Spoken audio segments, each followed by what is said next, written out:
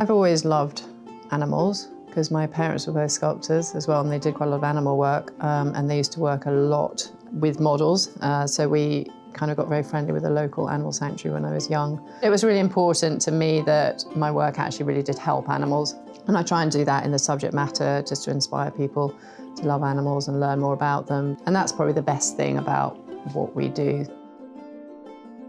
There are 2 sculptures designed for Chelsea Creek. The biggest one is a 6-metre bronze spiral sculpture called Space for Nature, and it's got 13+ animals, kind of going up to a large peregrine falcon at the top. In the canal, on a 6-metre pole, are 2 swooping house martins.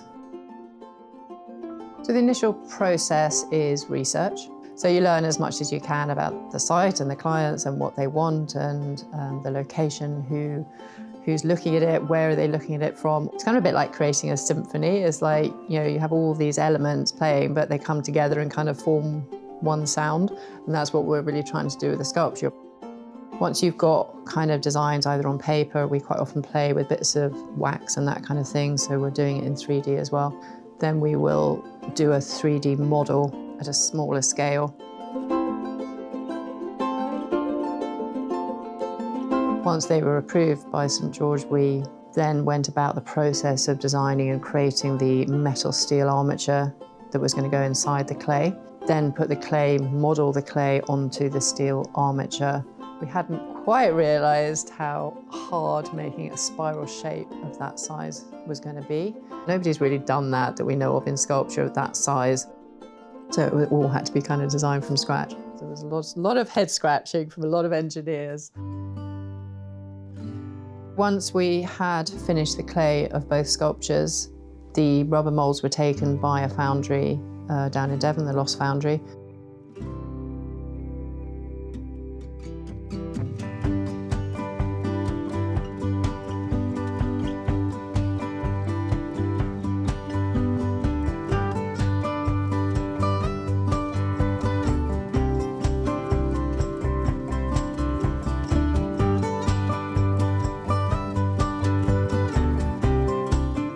The Space for Nature spiral, because of the size of it and the complexity and the amount of steel, the only place we could find to do it was in the Czech Republic. So I went to a foundry out there called HVH.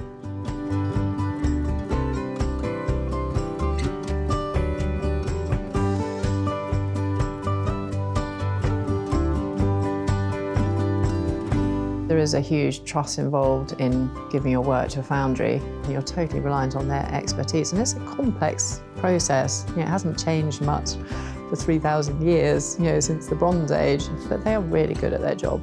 And they literally model in bronze the way we model in clay. It's incredible watching them. And bronze is an incredible material. You know, if you think you do still dig up bronzes from 3,000 years ago, and yet the artist's fingerprint you can see in the bronze material. So it's that sensitive a material, and yet it lasts, you know, almost forever.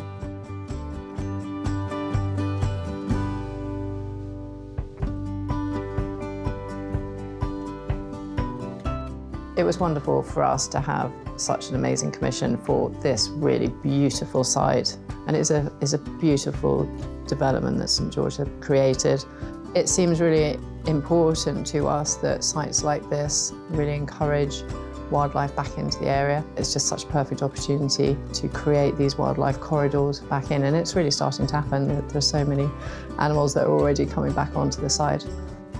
These 2 bronze sculptures pay homage to the nature that we've brought back to this former gas holder site. Our purpose as a business is holistic placemaking. It's not just about building homes, it's strengthening communities and improving people's lives. We wanted people to identify the site with the art and the art with the site. The sculpture behind me is a fantastic example of that. It has been quite an ambitious project, which has been going on for probably around 2 years. Very happily, it will be installed and unveiled very shortly.